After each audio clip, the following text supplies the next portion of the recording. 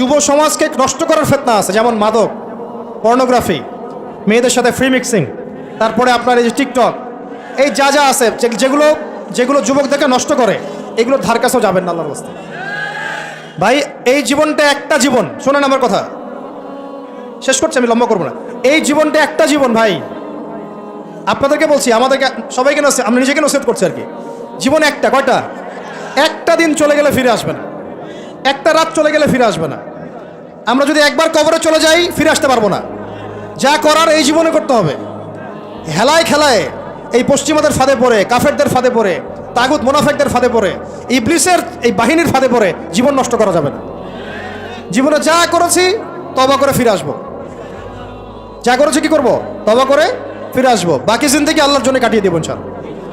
বাকি জিন্দেগির প্রতিটা দিন রাত, ওঠা বসা চলাফেরা শুধুমাত্র একজন ব্যক্তিকে অনুসরণ করবো আমরা ইনশাআল্লাহ। তার নাম কি? মুহাম্মদ রাসূলুল্লাহ সাল্লাল্লাহু আলাইহি ওয়াসাল্লাম এবং তার সাহাবীদেরকে অবশ্যই। এছাড়া আমাদের সামনে আর কিচ্ছু নাই, আর কোনো রাস্তাও খোলা নাই। আমাদেরকে বুঝতে হবে আল্লাহ পাক এই দুনিয়াতে আমাদেরকে তার ইবাদত করার জন্য পাঠিয়েছেন। আল্লাহ পাক দেখতে চান আমলে কেউ আহসান, আল্লাহ পাক দেখতে চান আইয়ুকুম আহসানু আমালা। আল্লাহ পাক সাফল্য বলতে তাই বুঝিয়েছেন, ফামান যুহজিহা আনিন নার ওয়া উদখিলাল জান্নাতা ফাকাদ ফাজ। ওইটাই সাফল্য, দুনিয়ার সাফল্য চিরস্থায়ী নয়। আল্লাহ পাক আমাদের তরুণ ভাইদেরকে কবুল করেন আমিন।